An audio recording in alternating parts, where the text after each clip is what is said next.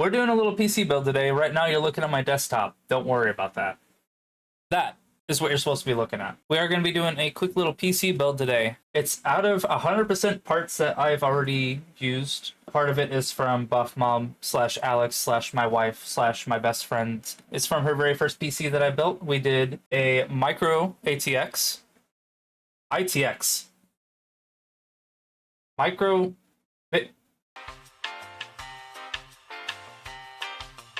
Oh no, that's why I did it backwards. A mini ITX. Mini ITX build. But then we ended up upgrading her to a micro ATX. It gets confusing. When I first got into it, it made no sense to me that it went ATX, micro ATX, and mini ITX. I know it now, but it's still confusing to say. And I still f***ed it up. But yeah, we're going to be doing a quick little PC build. Most of the parts are going to be out of her build, but one thing that is going to be very unique is this guy right here. Or, since this is the bigger screen, this guy right here. It is, there we go. It is an AMD R7 370, 4GB card. It's very random, but Buff Mom and I / only Buff Mom, let's be real, built a PC. Is that camera like flickering or is it just me? She built a PC years ago, and this was the GPU that was in it. Yeah, why is it flickering?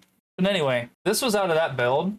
I actually, disclaimer, do not know if this card works. That PC completely stopped working, and back then I didn't know how to work on PCs, so I completely tore it apart. And this has sat mostly safe since then. The fans still turn. Okay, I just don't know if they'll turn on their own. And I have taken this apart. The void warranty sticker, you're not going to see that. That's going to overexpose. The void warranty sticker is broken. Actually, might be able to see on there. Oh, right there, you can see it.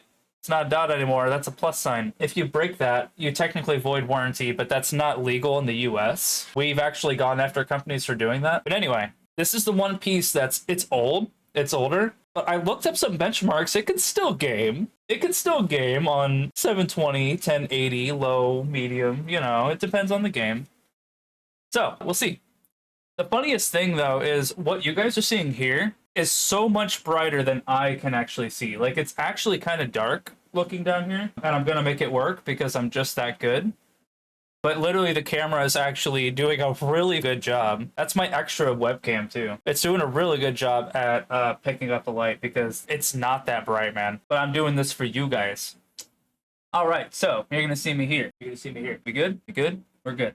So yeah, we're going to put this together. I am going to see about test booting it. We'll go from there. I won't be like running through everything. Literally, I want to see if it test boots and then we're going to set it aside. But yeah, I just want to get started.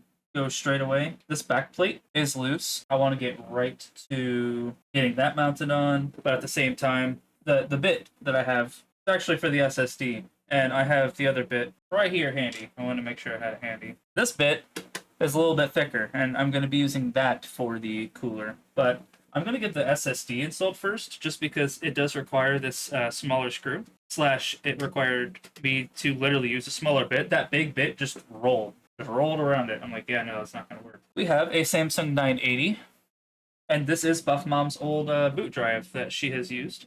So this is storage, boot drive, everything. It holds all the stuff for this PC. This isn't going to be a full tutorial on how to do things, but I would like to explain a little bit along the way. If you're installing your own SSD, all of these are going to be the same here. You're going to go in at, I think people have said a 35-degree angle. That's a little confusing. You just go in at an angle that's kind of comfortable. It's keyed to only fit a certain way, and I kind of find where it fits in. Yep, I feel that it just slots in. I just push that right down.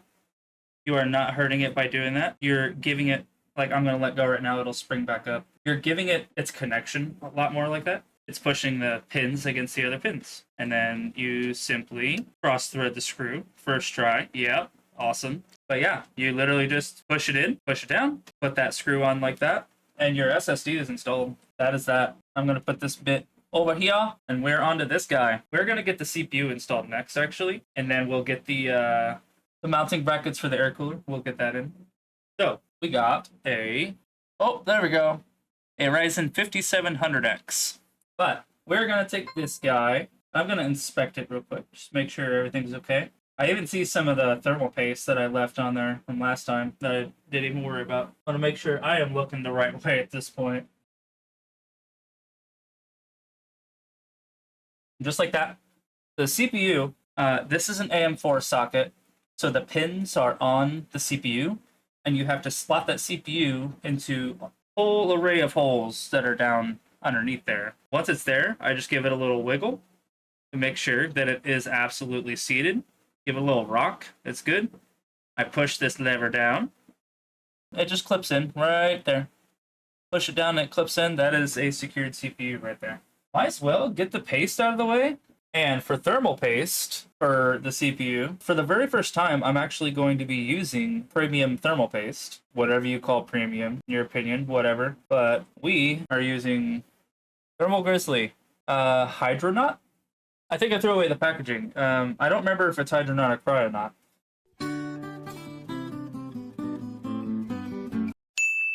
But it actually comes with this nice little, the cap unscrews and then this screws in. And it's its own little scraper, so that's kind of nice. So I'm going to be using just a little bit of thermal paste from this, but this is bought technically for another build, the rest of it. You don't need a lot, but you need more than a little. So right now, I'm just trying to see how this, I'm trying to see how this thermal paste spreads, because each one is a little different. Hold on to this. Yeah, I'm seeing I'm going to need a little bit more. This tube's not as big as I thought, so I might go and get some myself. Yeah, this isn't going to be enough. I will be replacing this fully. It takes a little bit of work to spread it around. I like that. Some people say you don't need to spread it. I personally just still like to spread it manually myself. All right. I'm going to put that aside. But yeah, I need more thermal paste for Science's build. All right, we're going to put on the little standoffs here that go on these guys. I do remember, yeah, they don't just slide on. Remember, I kind of had to push some of these on. I remember a couple of them were harder. I'm going to prepare this little bracket here. Prepare it as in these screws actually will stay right here. So I'm just going to go like so. Just get it started. Yeah, some people, they don't spread the thermal paste because when you put down the cooler, it will spread it. And if you are putting the cooler on right, if you have the right amount of thermal paste, then in theory, it'll spread edge to edge. But so far, I have maybe only tested that method once, and I can't tell you how fruitful it was. So I'm just going to tighten these down, not like tight. I'm just making sure they are hand tight. This is a basic practice for a lot of different air coolers too. You're going to be putting on a sort of a standoff onto the back plate that sticks out from the motherboard. And then a screw is going to go through there with a bracket that keeps it all together so your cooler has something to mount onto. Like so. I'm about to do that right now. I just line it up.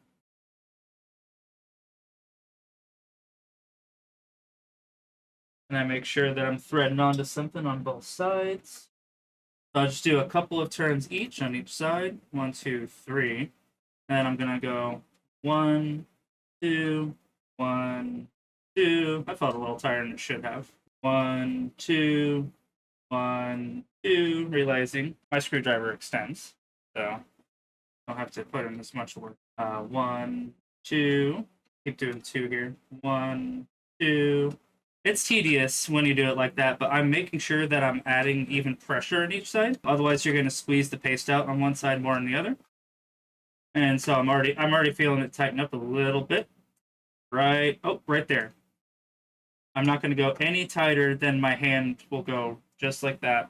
But you should be able to, no problem, just go like this now.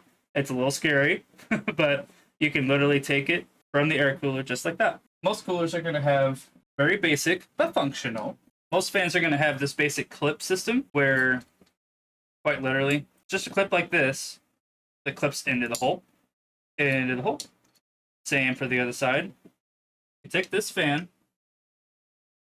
and I will turn it towards you guys so you can see here. I have plenty of room for RAM, so I don't have to worry about that or anything. But I'm just going to make sure it's flush, flat, even, whatever.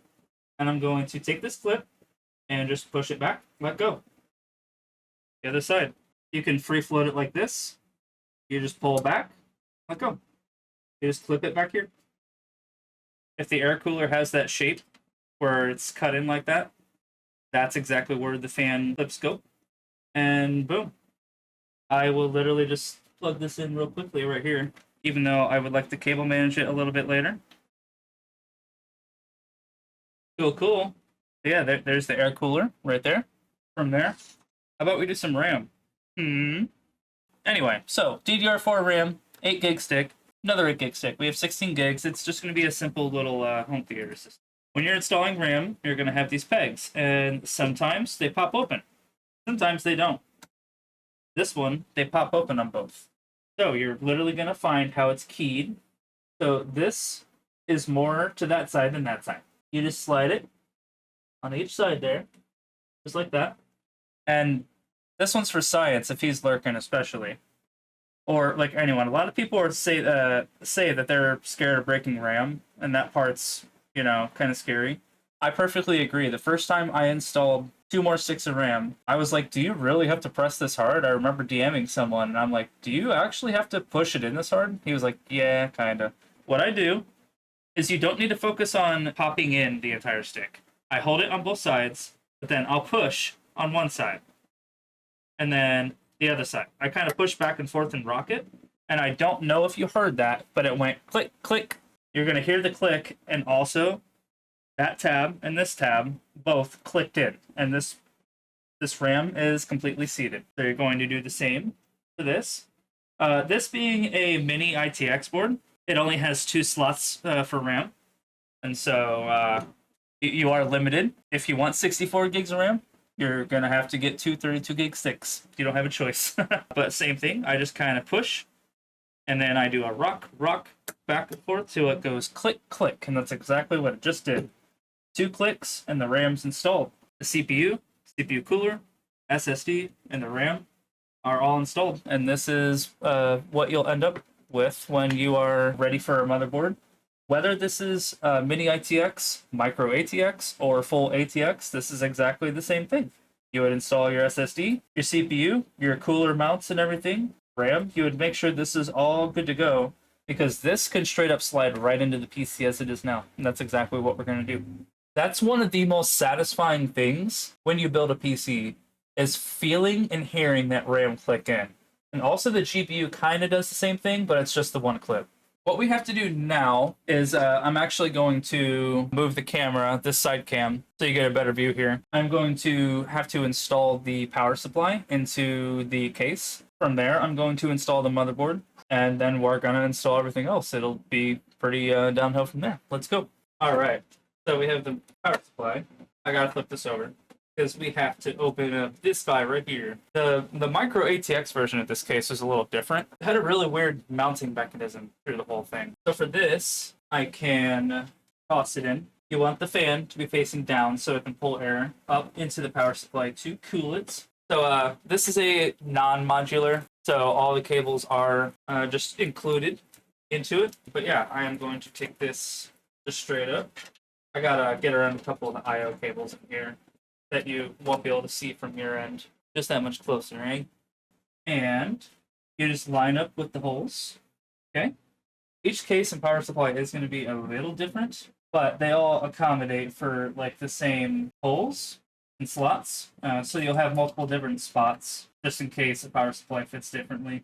Because for example, this takes a this is a mini ITX build, but it can accommodate for a full-size power supply. I'm just going to tighten down the 2 corners so it's just nice and secure here.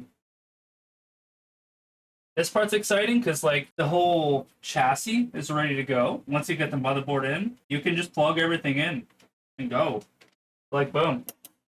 This, nice and solid in there. That's all that's required from a power supply, is you find where the mounting holes are for the power supply and the case. And so now I have all these cables to deal with. And one thing that I know for sure is everything that's bundled here, I don't need. So we have, or actually, I need this one, because that's not bundled with these. There we go. So we have SATA. I think another GPU cable if you were to need it. Another SATA.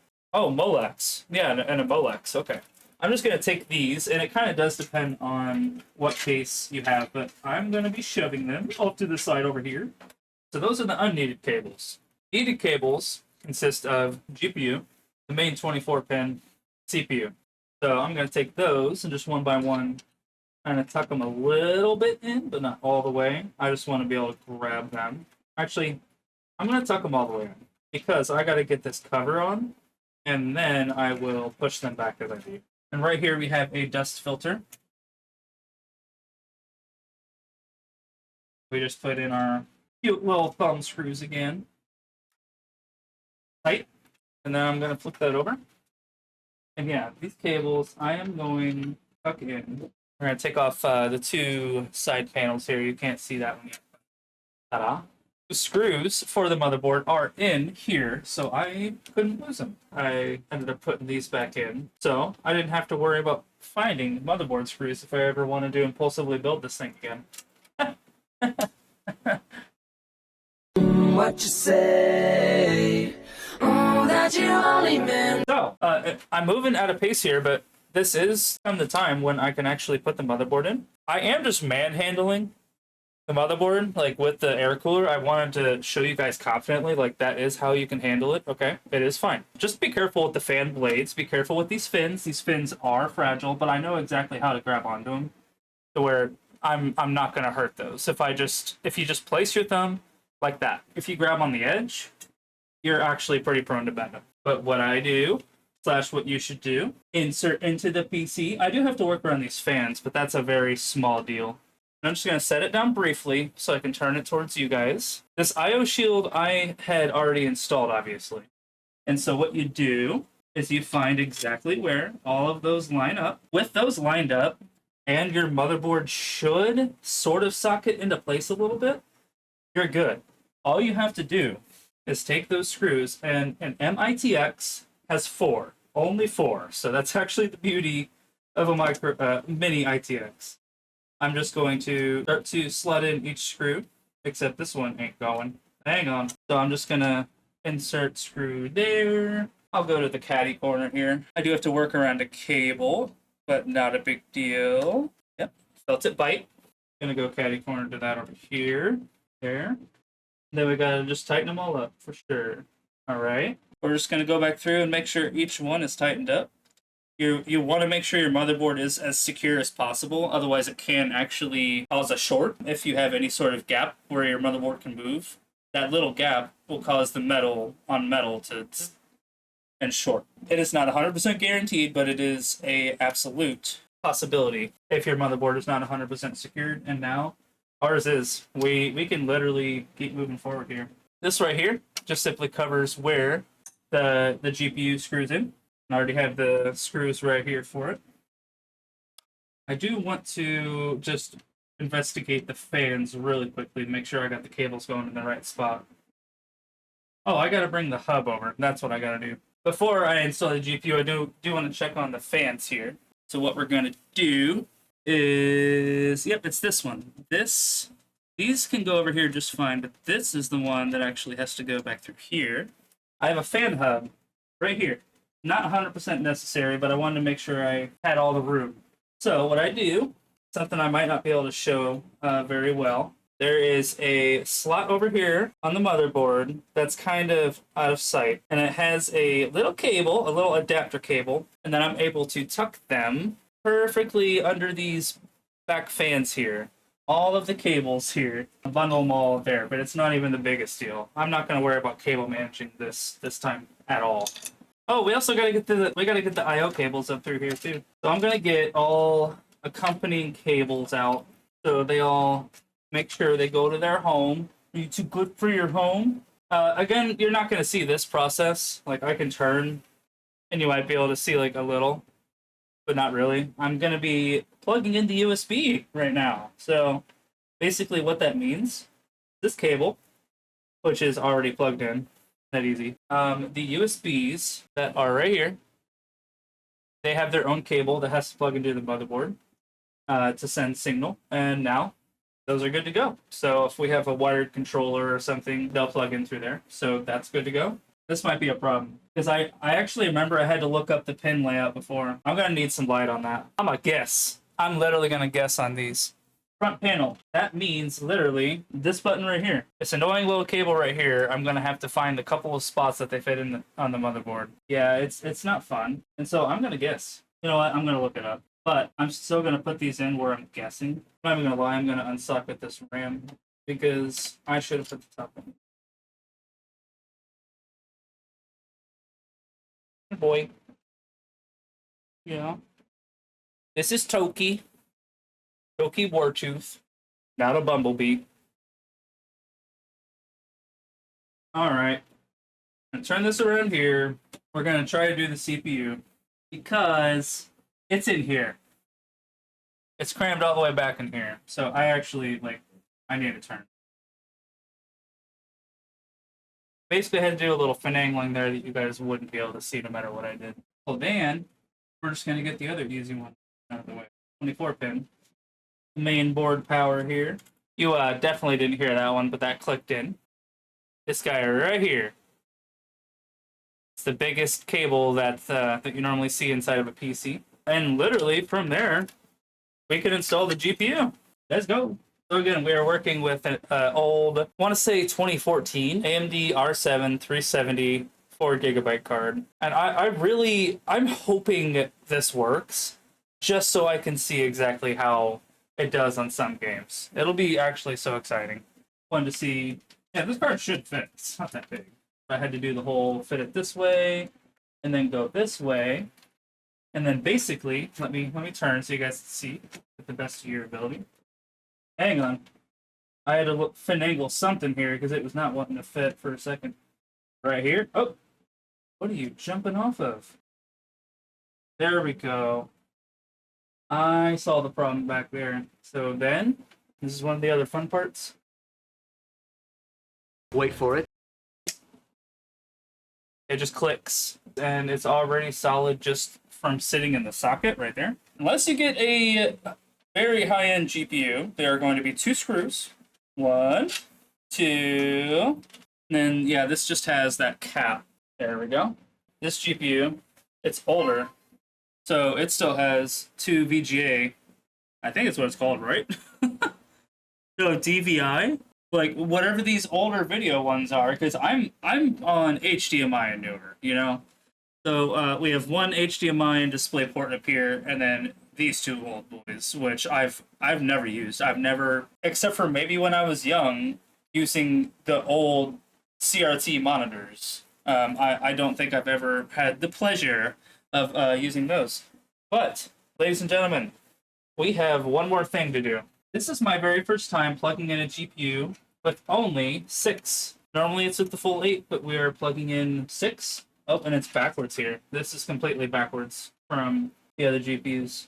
That's slotted in and plugged in. I'm gonna peruse here just to double check. Something I didn't cover is the front comes with, let's go ahead and show, a ginormous 200 millimeter fan. That pushes air all through the chassis, both ways, pushes air into this air cooler. This air cooler is going to exhaust its hot air into these 2 80 millimeter fans back here. So we go from a ginormous 200 millimeter fan to 2 80 millimeter fans. It's quite comical. The GPU will be exhausting its heat out of the back here directly into the CPU cooler, but it's not a big deal because it's literally cycling that air instantly out these back fans. All of those fans are going to this hub that you're not going to be able to see very well. But I have a fan hub down here. And that fan hub, the main line, is going underneath these back fans over to here. You're not going to see because the GPU now, but there's one little spot right here that it all plugged in. The CPU cooler, CPU fan is plugged into the CPU spot. I didn't even fully cable manage this like I normally would, so here we go. We'll do that really quickly. Boom. The RAM is seated. We're going to double check. The motherboard is seated. The GPU is plugged in. It is screwed in back here. It is seated into its socket. All fans should be operational from the last time that I worked this PC. The front panel connector, I actually have confirmed should be right. The USB is plugged in and that should be right. The only thing I didn't plug in, because I do not care, is HD audio. That is technically these headphone and microphone jacks that nobody uses anymore because most things are USB. That's all that is. HD audio, it's just going to be these. And sometimes it's a unified microphone headphone jack. So yeah, we have our front panel, which technically this is working too, the reset button. Power and reset should be working. Everything is plugged in. Everything is good to go. And I actually custom made, this is how the case is. It's actually that see-through. The holes are that big. So I made my own dust filter. I bought a kit to make dust filters. It's very clean, I must say. The other point to why I don't do the HD audio, actually, I think this motherboard didn't have it or something. Like, I would have plugged it in just for shits, but it didn't have it. And I'm like, you know what? Forget it. And Buff Mom, for a fact, does not use them. And this was Buff Mom's PC at first. So the same CPU, same cooler, everything except for the GPU, basically, and RAM. She did have 32 gigs of RAM. Real quick, I am going to see about plugging this in. And during this time, I will remind you guys, Buff Mom should have a new video out on YouTube very soon. It took us a while to get it going, but I finally edited the first video for Silent Hill 2 Remake, so that should be out very, very soon. All right, we are going to power cycle the PSU first. I want to make sure it's actually on. That's the problem. There we go. Turn on, and we're just going to power cycle. Nothing. I'm not even going to lie, nothing. So we are going to double check power. Actually, I'm not getting power. Weird. Am I missing anything? Because really, I should be getting something. What I could do is double check the pin layout. All right, what would be causing you to not turn on? Let me double check.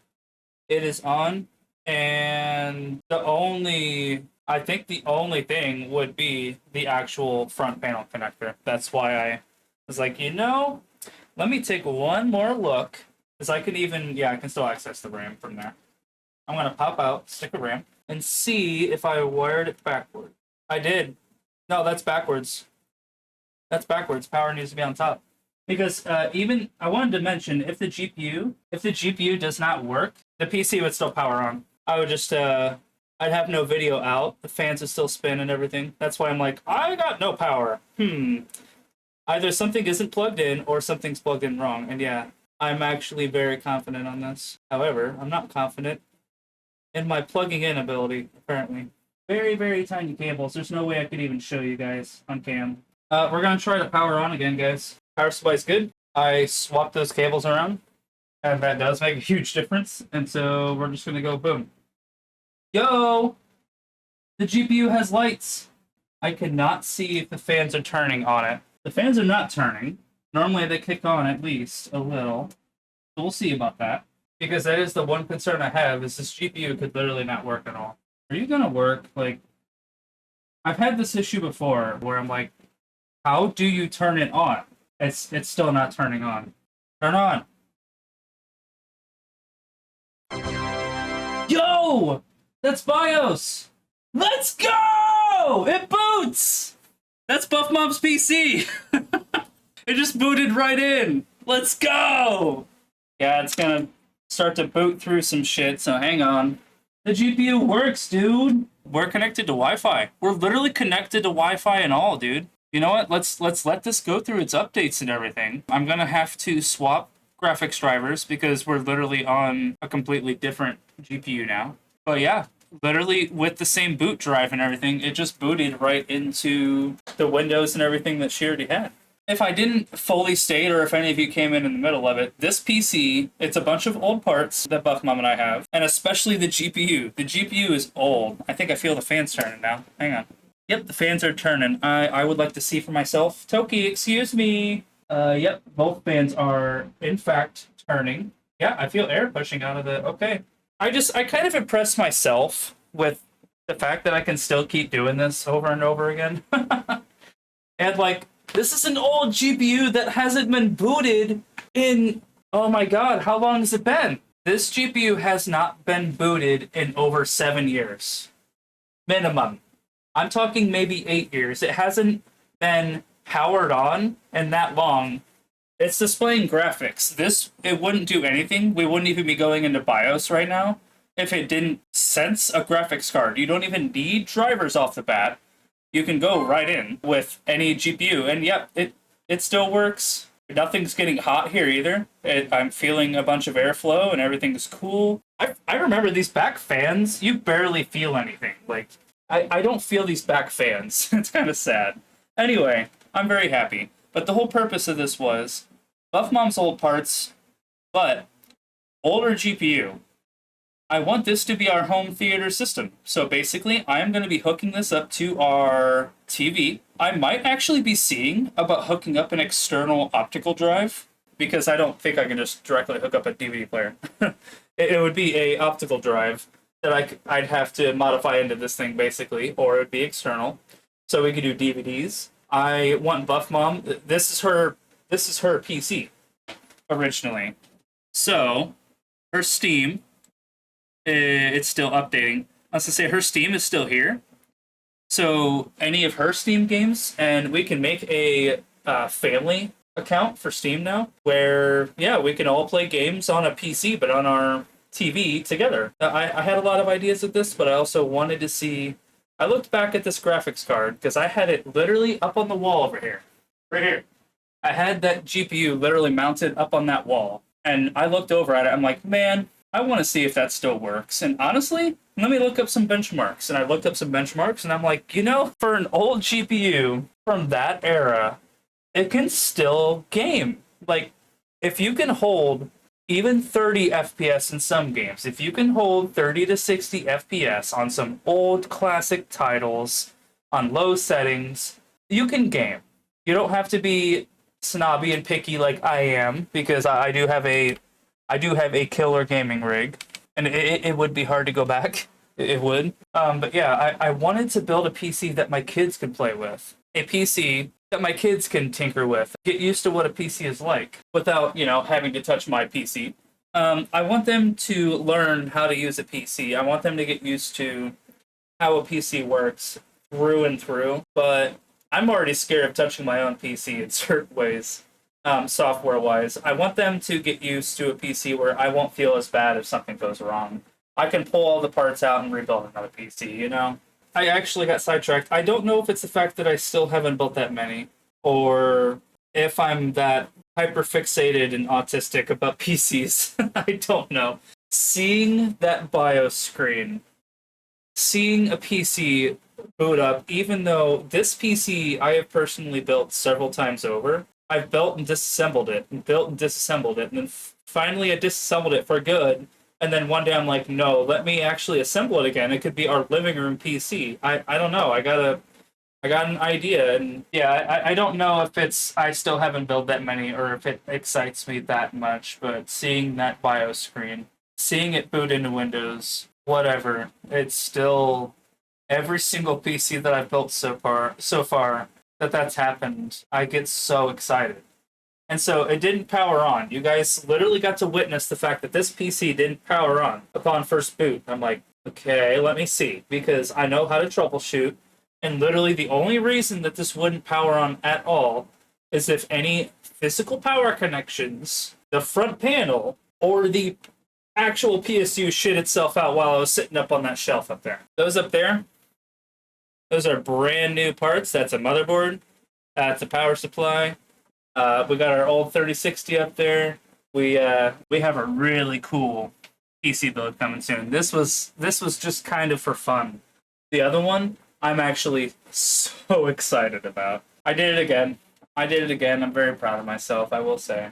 I just built a PC again, but literally, like, I just reached a point where nothing's doing anything, and I realized the Wi-Fi wasn't actually physically connected, so that might be a problem. Oh, did this, oh, no, literally, Discord's here. Hang on.